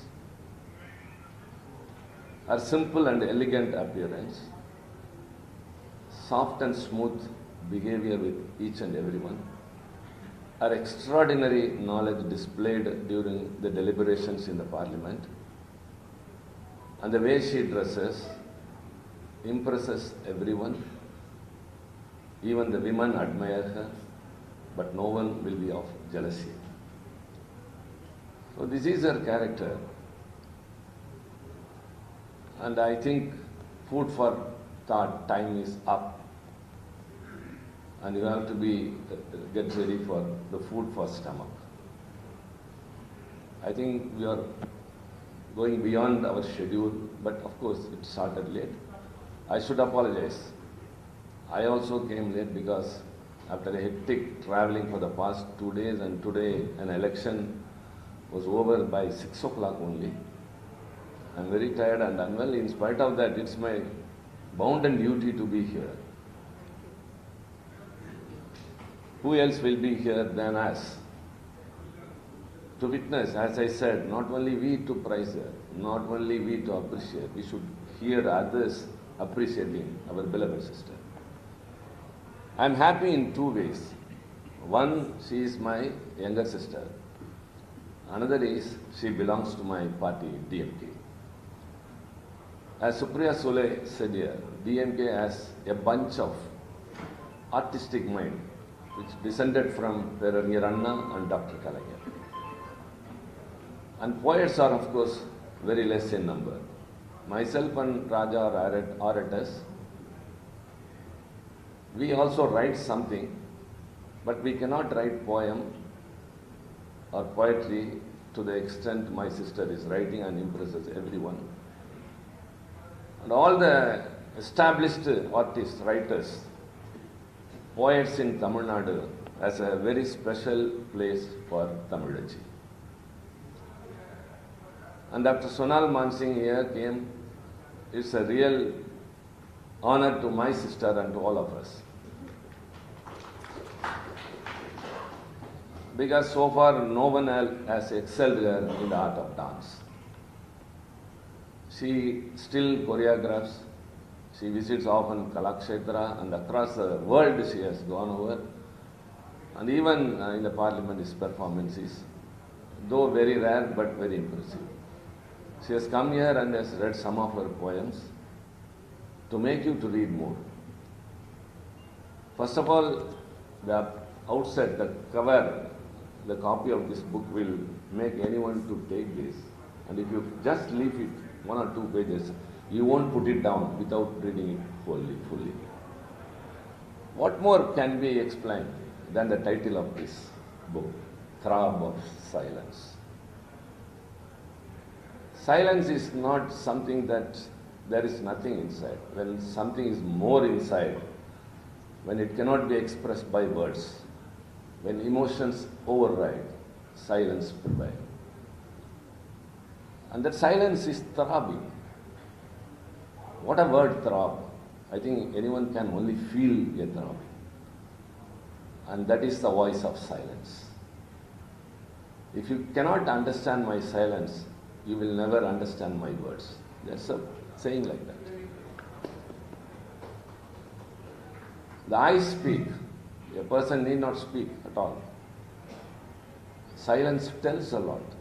I'm very much, really I was excited to take that word. Every word in a poem, of course, has to convey some meaning and impress anyone who reads it. I asked Professor Shivaprakash, where are you teaching? He said, I was teaching. He said he was teaching in JNU. I told him the students who studied under you were gifted. After listening to him, I told that. And my sister had students in Queen Mary's College at Chennai had the privilege of studying under my sister Sumati, who was an English professor in that very reputed traditional college, Queen Mary's. And she writes in Tamil. I should say, I think I have read somewhere, they say that in the modern age, women writers, women poets are less in number. Not only now. Out of the 6 classical languages in the world, starting from Greek, Latin, Hebrew, Sanskrit, Chinese, and Tamil. Greek, you know, the language, not only Greek is very ancient, but also their culture. They taught to the world a lot. But women writers are very less. You got epics, you got history in Greek, but women writers are very, very less. So also in all the 5 languages, as far as my knowledge goes, or as much as I have heard from others. But in Tamil, way back in Sangam period, that is before Christ, 3000 years ago, there were 46 Tamil poets from the women community. So when it was like that 3000 years ago, how will it be now? Yes, we have. Earlier, language and poetry and literature were confined to only scholars. But later things changed. When dramas, the stages, the literature were only hailing and praising gods. And then about the kings, their victory, their failure, their love, their personal things. Later only it came down to address or speak about the common man. Literature should transcend ages. Anyone who reads a book, anyone who witnesses something should attach himself with that. He should put himself in that. He should feel that it is about me. This person is talking about my experience. The person is coming across something which I am coming means people will get attached. So how long they will be admiring the king's deeds? How long they will be worshipping the gods on stages? So when something is told about him or her on stage or in poetry, they feel that it is theirs, and of course it has the eternity, of course. Only when it gets passed through, it should pass through hands. For example, Carnatic music, very enchanting, very interesting, but we can only listen. We can just nod our heads. Except Dr. Sonal Mansingh, I think most of us are like that only. We can only sit in front and nod our hands and head and just clap. But other way around, the lyrics or the songs which we hear in the cinemas, everyone is tempted to sing that. And there comes the eternity or livelihood. It gets on passing through. Carnatic music stopped with only those who were expert in that. But when it came down to the other level, it was carried on forward. Likewise, my sister, I'm proud to say, everyone was talking about modernism, postmodernism. Whether in Tamil or in English, I'm literally scared about postmodernism. I can just pretend that I could understand something and I could interpret than many others do, but mostly, sorry, I cannot. I lose myself in the romantic period poems.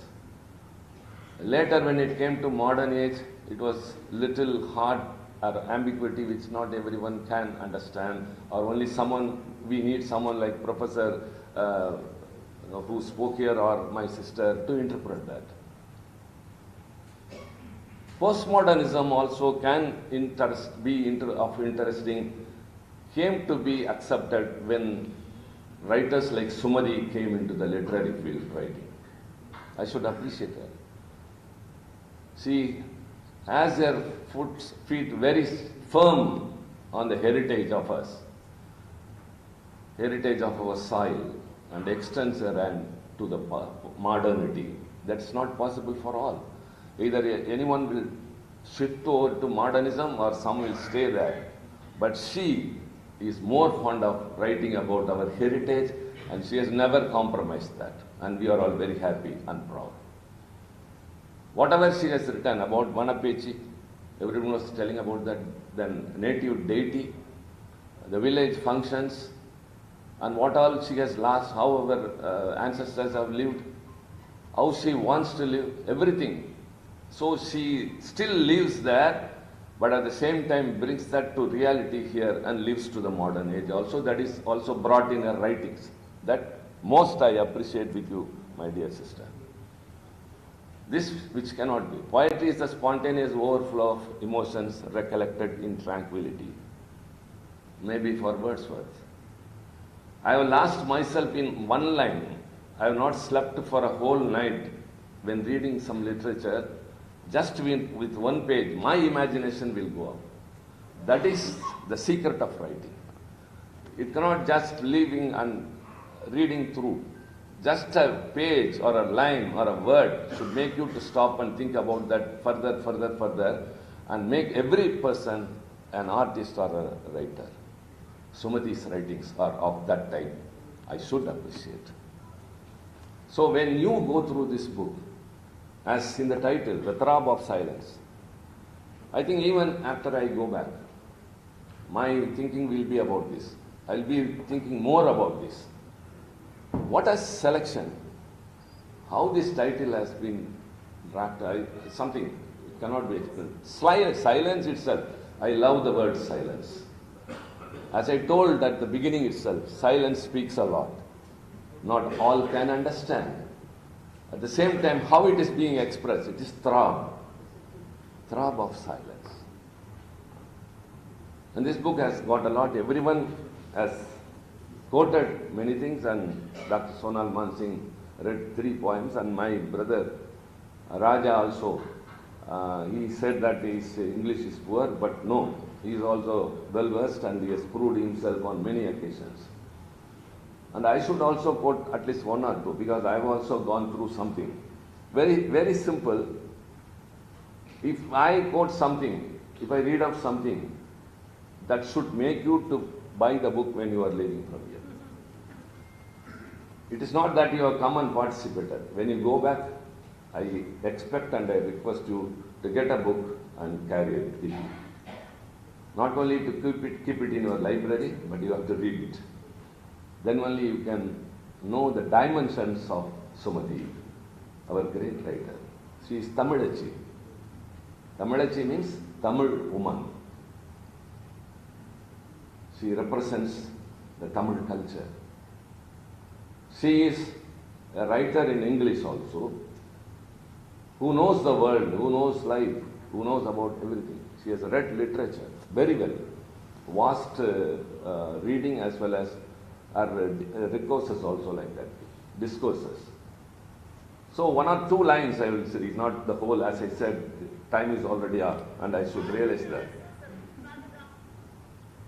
How come a lovely butterfly baby came out of an ugly moth? How to solve the riddle of beauty?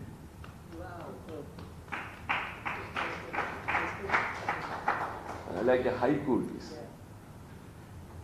I was literally, as I said in John Keats or in John Donne, I forget myself. Say the great poet John Donne, he would be addressing the sun. He would address the sun as a busy old fool. 3 different characters. A fool, that too an old fool, but who is busy. Quite contradictory.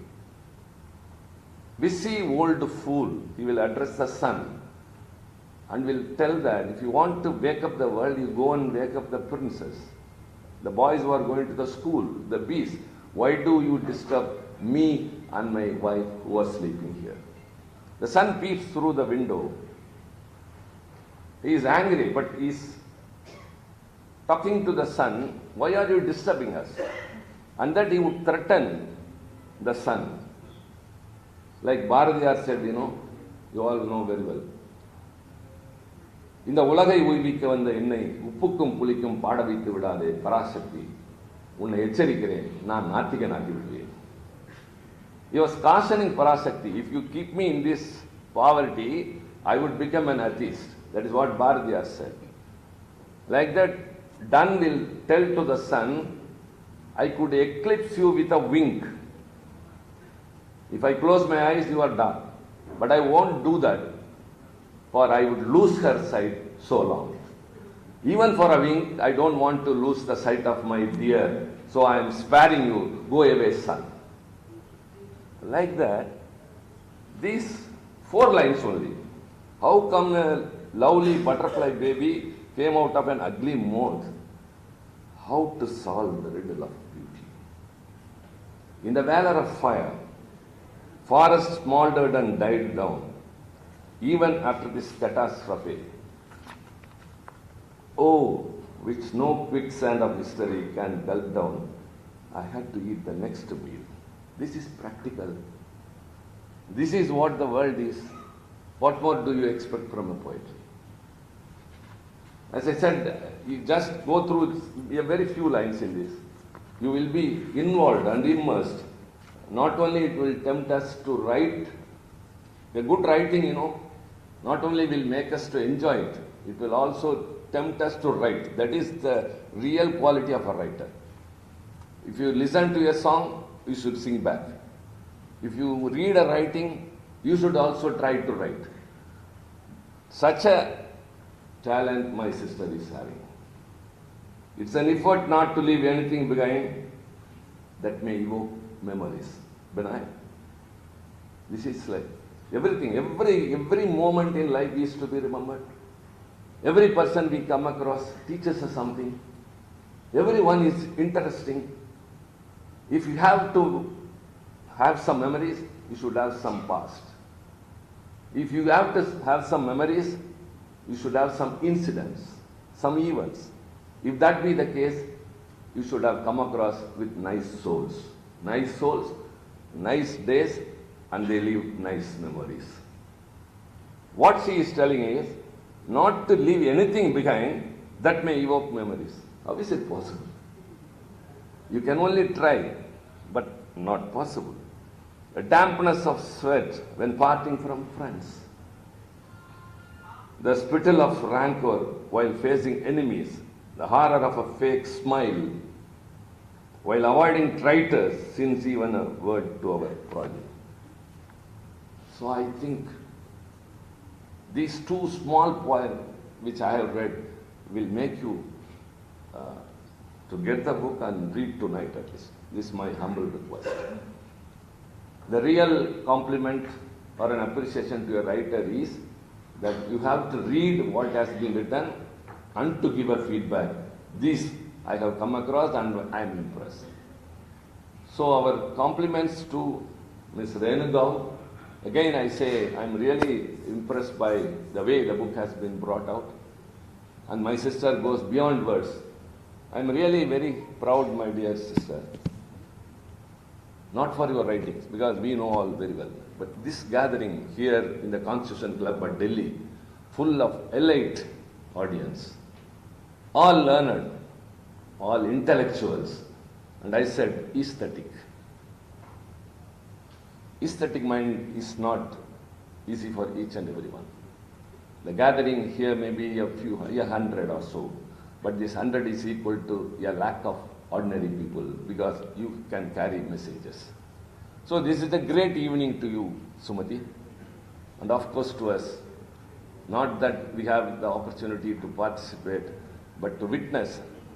My sister has got a great audience in Delhi too, not only in Chennai, not only in Tamil Nadu.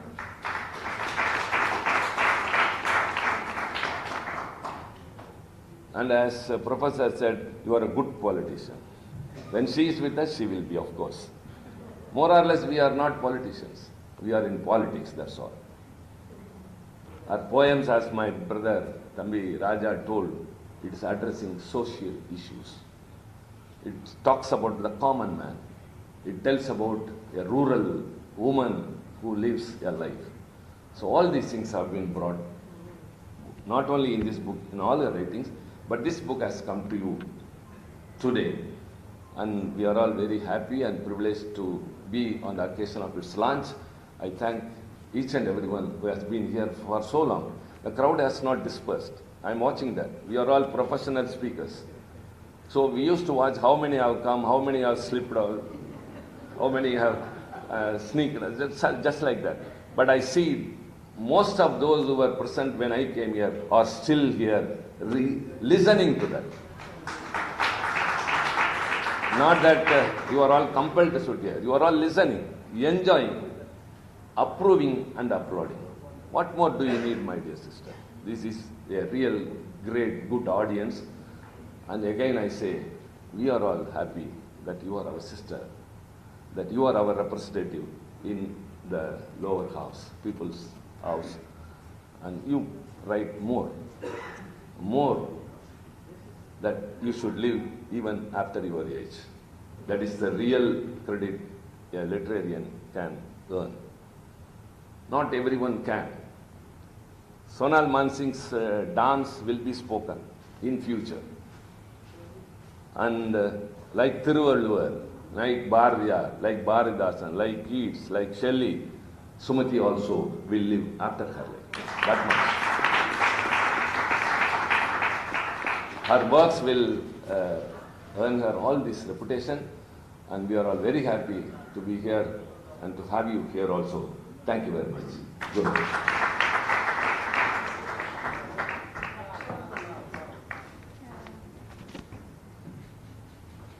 Thank you so much, sir. I now request Dr. T. Sumati to come for the author's remarks. Dr. T. Sumati also.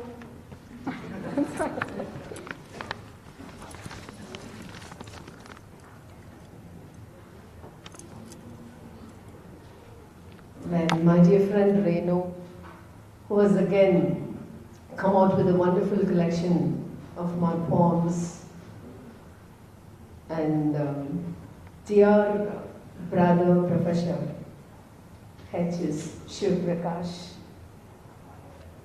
Dr. AJT, we fondly call him as AJT, Dr. A.J. Thomas, and my dear Akka, writer, novelist Lakshmi Kannan, who has delivered a speech and left as soon as she got it done. My dear friend Supriya Sule, my dear friend as well, a party whip, member of the parliament, fellow parliamentarian, dear Raja, and my dear brother, who has just delivered a wonderful speech and taken a seat, my dear brother Shiva Anand.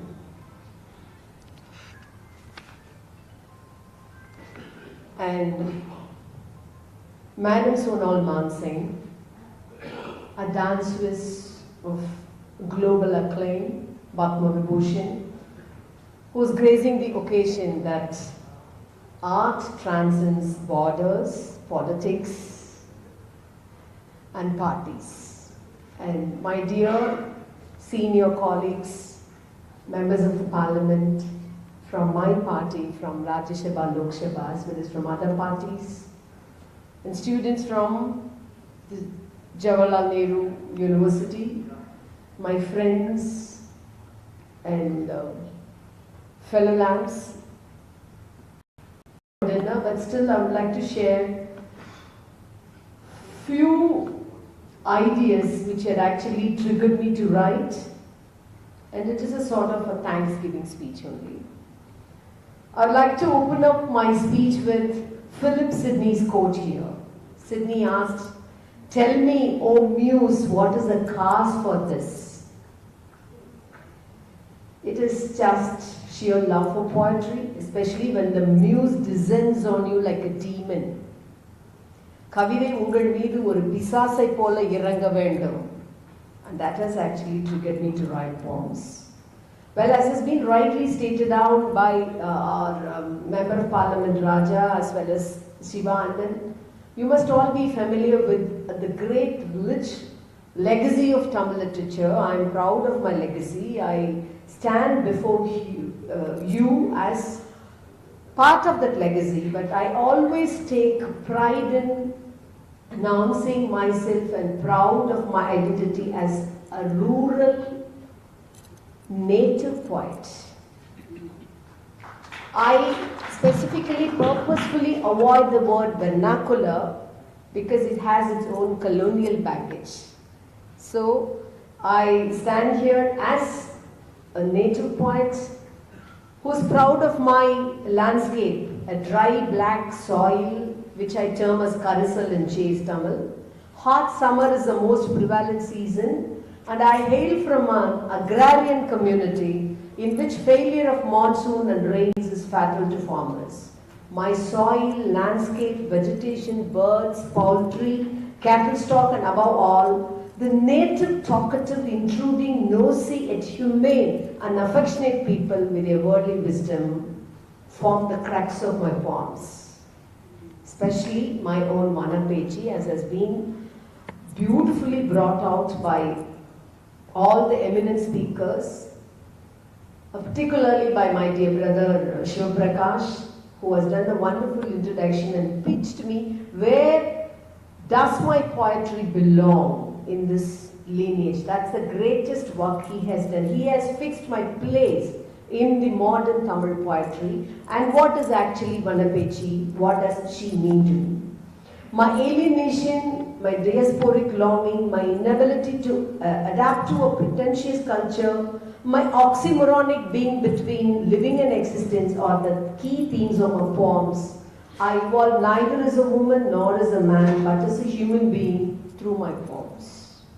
It's just a voice, neither revolutionary nor reformative and declaring, but a firm, true voice, a robust village voice, uncontaminated by any artificiality or genre or isms, but deeply immersed in the natural order of my earth and soil. என்னுடைய கிராமத்தில் புழுதி படர்ந்த கிளைச்சாலையிலிருந்து அதனுடைய வியர்வையில் கவுச்சி மனத்திலிருந்து என் கவிதை பிறக்கிறது. Don't get just taken away by my nail polish and the lipstick.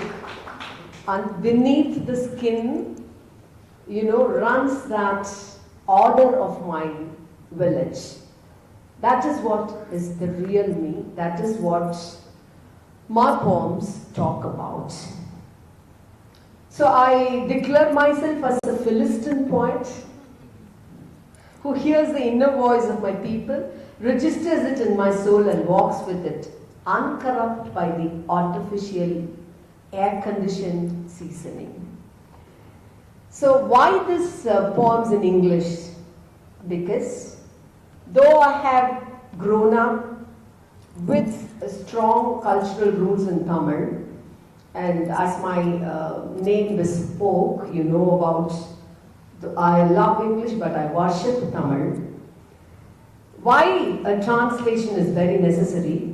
It's thanks to my parents who were school teachers and to my wonderful teachers and professors who made me realize that English is a very important language. It's a language of liberation to us.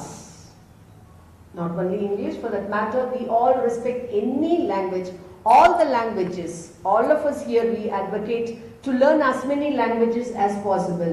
We are against only the imposition of any language. Not any language. In fact, my internal colloquies have been translated into Hindi and into Bengali by Rubric Publications quite recently. We will be launching it quite soon. So, translation is not just a literary activity, it's a responsible social and cultural activity.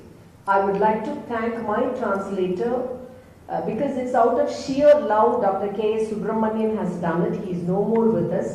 Since 2 years he has taken to translate select poems from my other publications. He was the one who translated Jayagandhan into English, many short stories for Kada publications, so it's an honor for me to get translated by him, and I place it on record my heartfelt thanks to the translator. Just a simple explanation. Susan Bassnett opines that translation is not a process associated with neither academics nor a literary pursuit, but culture as an important component of translation decides it as the most engaging activity. That way, texts which emerge from unique native culture and language need to be brought into focus as well to the limelight. And that is why I have brought out this translation, because I have very strong village cultural roots, and you might need another dictionary, a lot of glossary to understand my poems. One of my poems speak about Pambadam, that is an ornament which is owned by my grandmother. We call our father's amma as apata, mother's amma as ammata. Ata is the chaste word, amma, ata is the chaste word in Tamil for amma. So how do I explain this Pambadam to a foreign reader? I have to write a long footnote, a long hanging earrings which is owned by the South Indian women, and so it goes on. But still I take pains because I feel that this is a very responsible cultural activity which any writer or any artist should take it as a responsibility. The greatest philosopher Hegel once remarked, India has existed for millennia in the Europeans. It is high time we have to take stock of our own treasures in literature and talk about the Indian minds, especially regional ones expressed and experienced in creative writings, say poetry, fiction and prose and drama, and that way as a native poet, taking stock of literature, I have all the writers from various states of India, one from Karnataka, one from Kerala, and Sonal also here from another state. So it is an amalgamation of all the regional minds on this stage. That's how we are now taking stock of our literature. And when Alexander Pope translated Iliad into English, there were criticism. And nothing can be so true to original text. Probably 90% true to the source text. And that's how I have tried to transport my poems and my sensibilities to a foreign reader, and hope you'll also enjoy it. And as my brother Shiva has rightly pointed out, that it is an honor to be acknowledged by so many elite and intellectual minds, especially professors. The world has had many hundreds of admirable poets and philosophers, but of these hundreds, only a very few had the fortune to attract a Boswell or an Eckermann. I'm so fortunate to attract all these elite and intellectual mind, and with deep appreciation and gratefulness, I wanted to thank my brother Shiva Prakash, who actually sat with these poems and chiseled them, edited them with this fine sensibilities, and thank Kalyanaraman also for a wonderful foreword. And I remember here my professor T.V. Shubara, who is a student of F.R. Lewis from Cambridge, who has actually given me that I should put my foot in my mother tongue, how many wings of other languages I can have to fly out throughout the world, but I should write my creative writings in Tamil, following the footsteps of Kugi Vantiago, when he declared that I am no longer writing my creative writing in English, I am going to go back to my language. Ikago. That's a political statement. நான் என்னுடைய இனக்குழு மொழிக்கு திரும்புகின்றேன். ஆங்கிலத்தில் எழுதுவதை விடுத்து இது ஒரு அரசியல் நிலைப்பாடு. 20 வருடங்கள் ஆங்கிலத்தில் எழுதிய பின்பு நான் என் இனக்குழு மொழிக்கு திரும்புகிறேன் என்று சொன்ன Kuki வாந்தியாகோ. That's why I specifically choose to write my poems in my mother tongue. Criticism, essays, everything may be in English. But it's a political statement also for me, because poetry is a very challenging thing to translate. And as long as language is the raw material to write poem, my language, especially the Karisal dialect, is very unique, which can never be translated. So why should I write my creative writings in some other language? Instead, I would like to translate, and that way I keep up my roots, as well as I try to reach out readers from all over the world. And again, like to thank Lakshmi Kannan, Kaveri Akka. Wisdom, passion joined with simplicity is Kaveri Akka. She has taken all the pains with all her indispositions to be here. She just left, I believe. And she's a wonderful novelist and writer in Tamil as well. So my thanks to her. And I always seen that she has spoken through her characters in her novels, and that is the inspiration I get from her. For example, Thomas also here with this work, with this created a niche in the field of translation and poetry. And there Shiva Prakash with this wonderful translation of Silappadigaram. First time has been translated into Kannada and to English by our ace brother Shiva Prakash, and all of them have been grooming me up in my sensibilities, that this is where I fix up my poems, and this is where Tamilichi actually fit in. And special thanks to Madam Sonal Mansingh. Woman should use her power, says Tagore, to break through the surface and go to the center of things, wherein the mystery of life dwells an eternal source of interest.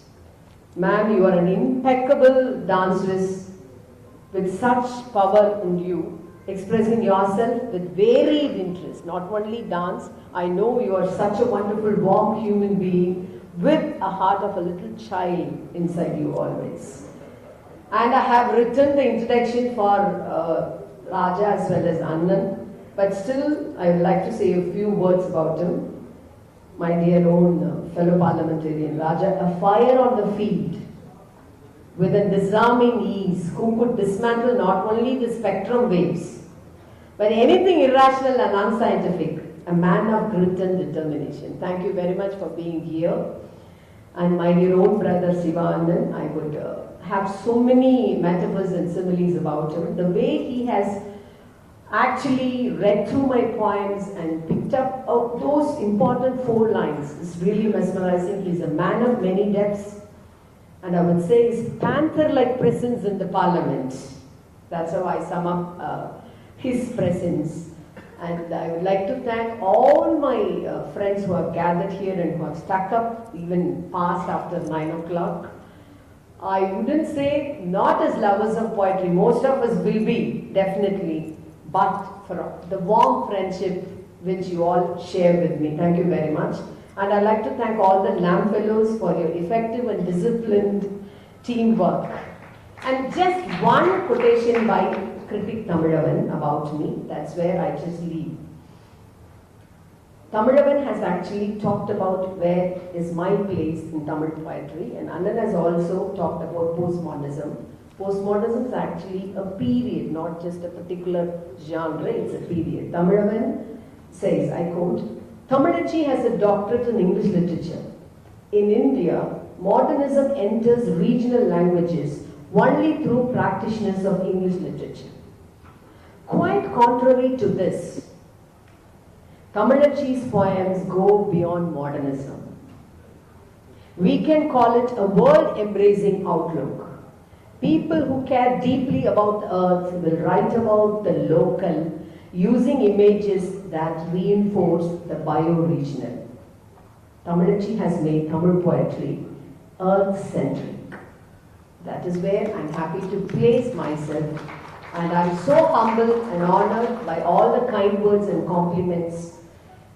And writing, as has been stated out by many and as has been expressed myself also in the beginning, a poem is what it does to you. A poem is a feeling that, அதாவது மயோகாவ்ஸ்கி ரொம்ப அழகா சொல்லியிருப்பாங்க, ஒரு விஷயத்தை சொல்லுவதற்கு கவிதையை தவிர வேறு எந்த வழிகளும் இல்லை என்னும் பொழுது மட்டுமே பேனாவை தொடுங்கள். When you don't have any other option to express something without the option of only if you have the option of poetry, when you have any other options to express yourself, only you have poetry to express, take out your pen to write. Because it is such a treasured tool. It is such a powerful weapon. Don't just waste it to express all your opinion about all the other miscellaneous things. எது வலிமையானது, எது உண்மையானது, எது உங்களை மிக அதிகமாக பாதிக்கிறதோ அது ஒன்றுக்காக மட்டுமே உங்கள் பேனாவை தொட்டு கவிதையை எழுதுங்கள். I think I celebrate myself and sing myself in that way. Thank you all very much for being with me in this wonderful moment. Thank you.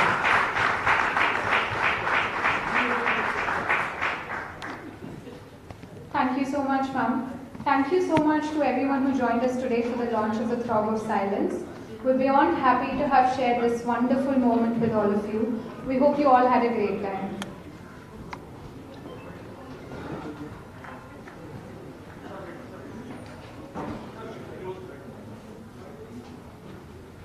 Come, sir.